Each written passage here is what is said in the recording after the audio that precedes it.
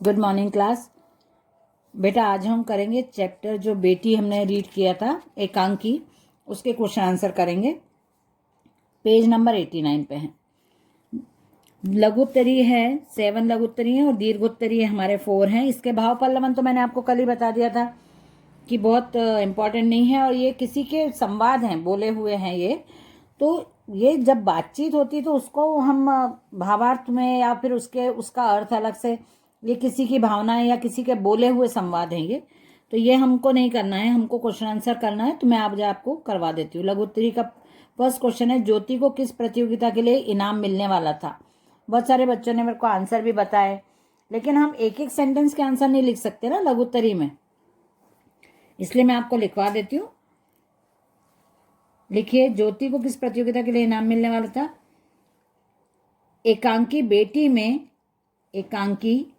में लेखक के अनुसार ज्योति को सोलो नृत्य प्रतियोगिता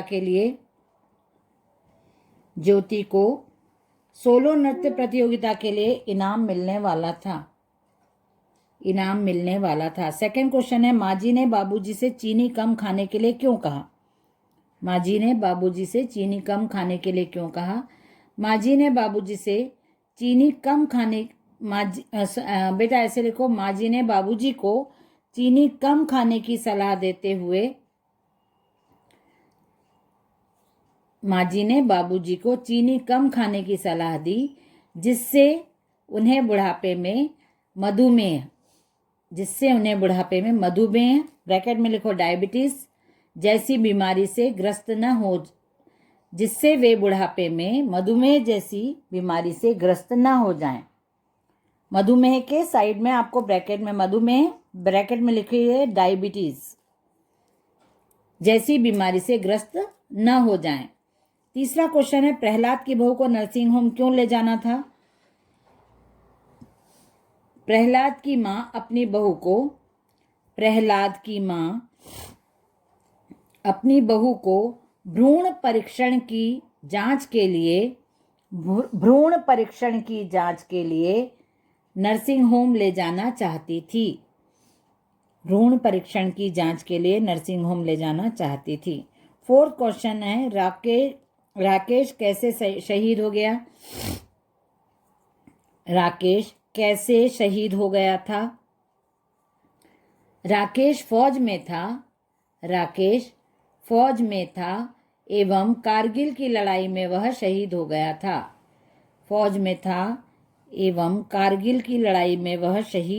था। क्वेश्चन फिफ्थ है, बाबूजी ने ज्योति की मां को बधाई क्यों दी? बाबूजी ने ज्योति की मां को बधाई क्यों दी?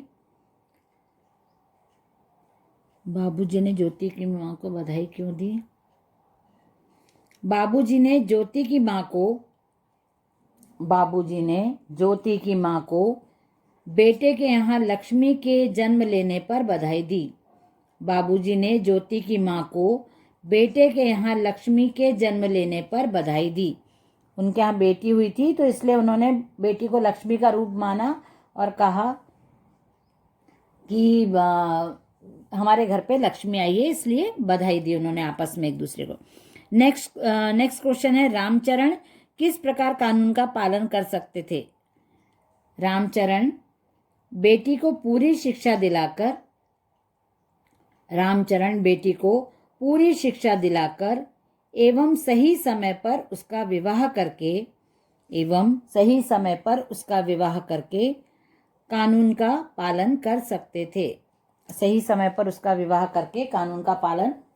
थे। नेक्स्ट क्वेश्चन है, उन वीरांगनाओं के नाम बताओ जिन्होंने दुश्मनों के दांत खट्टे कर दिए। भारतीय इतिहास में लिखिए बेटा, भारतीय इतिहास में अनेक वीरांगनाएं हुई हैं जिन्होंने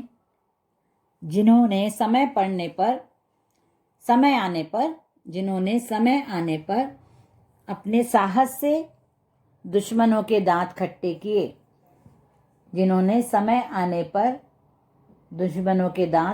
किए।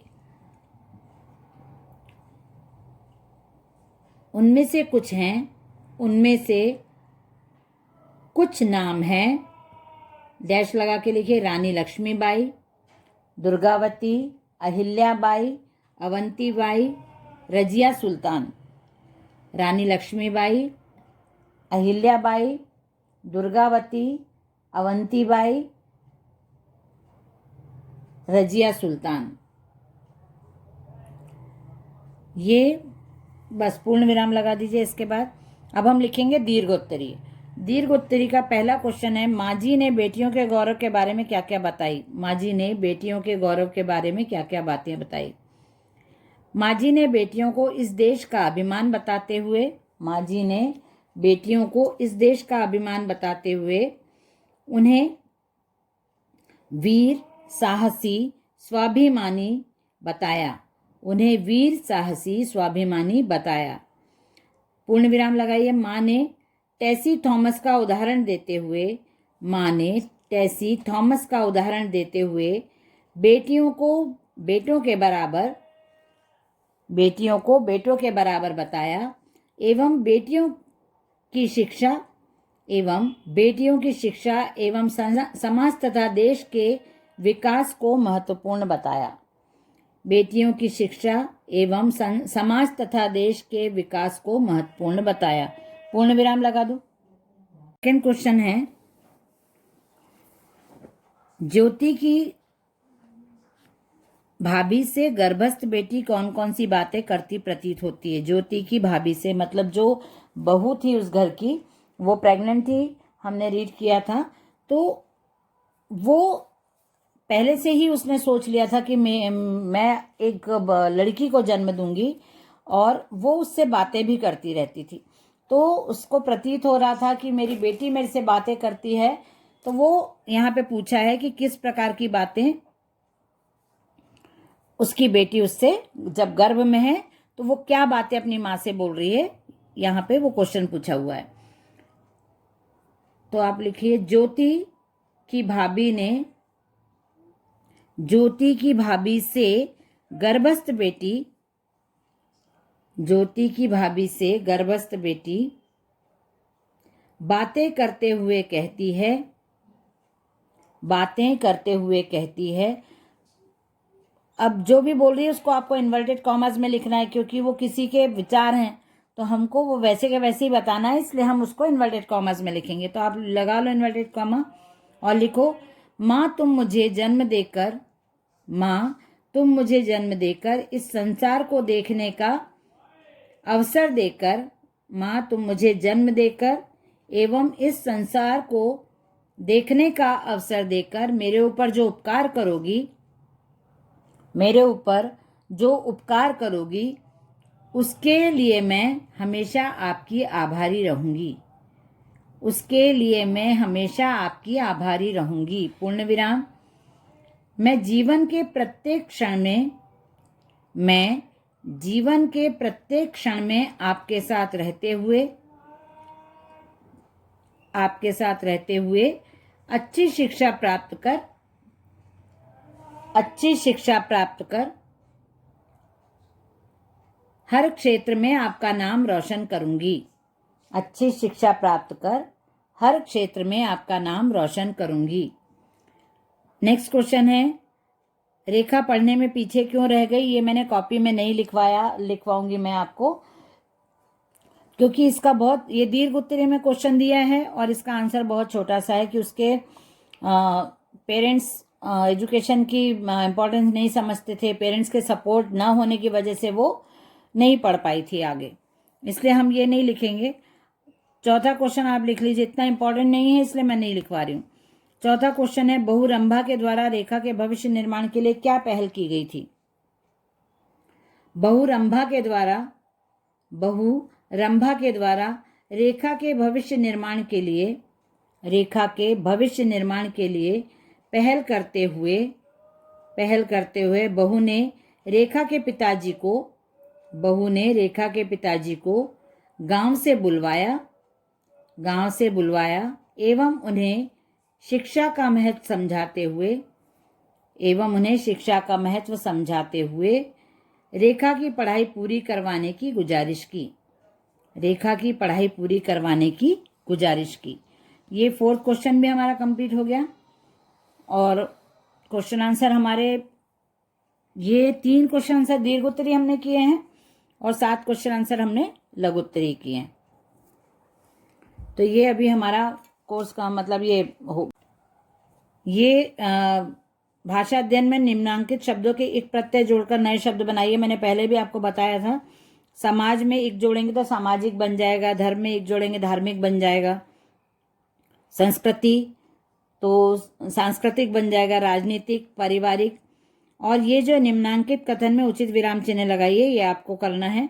और अभी नेक्स्ट उसमें मैं आपको एक बार ग्रामर का जो चैप्टर्स रहते हैं हमारे, कहानी और एकांकी की परिभाषा वाले, कहानी साहित्य का इतिहास है, वो हम एक बार रिवाइज कर लेंगे। उसके बाद रिवीजन या तो हम फर्स्ट चैप्टर से करेंगे या हम लास्ट जो चैप्टर रहते हैं फाइनल वाले उनको कर लेंगे, क्योंकि क्वार्टरली और हाफ ईयरली के चैप्टर्स हम ऑलरेडी रिवाइज कर चुके हैं पहले। तो यदि आप बोलोगे तो 1 से स्टार्ट कर देंगे, अदरवाइज हम लोग जो हमारे अभी फाइनल वार्षिक परीक्षा के जो चैप्टर्स हैं उनको हम रिवाइज करेंगे एक बार। और आप लोगों को कुछ भी डाउट है तो आप क्लास में डेली पूछ सकते हो किसी भी टाइप से, है ना। कोर्स आपको पूरा आएगा, ये मैंने पहले ही आपको बता चुकी हूँ कि कोर्स आपको पूरा आने वाला है, ठीक है। और कुछ भी आपको प्रॉब्लम है तो आप बता सकते हो, पूछ सकते हो, ठीक है। और कोई प्रॉब्लम है आपको किसी भी चैप्टर में, आपको इंडेक्स पढ़ना है। मैंने आपको पहले बताया है कि इंडेक्स, कवि परिचय और ये केंद्रीय भाव, ये आपको जरूर पढ़ लेना है आपके ऑब्जेक्टिव्स के लिए। और निबंध और पत्र का मैंने आपको पहले ही बोला है कि मैं आपको टॉपिक्स नहीं दूंगी, आपको ऑन द स्पॉट जो भी टॉपिक आएंगे। और निबंध को आपको रूपरेखा बना के ही लिखना है, ठीक है। तो अब जो भी आपको प्रॉब्लम है, मतलब कंफ्यूजन रहेगा, वो आप क्लियर करते जाना क्लास में। चलिए, बाय एवरीवन।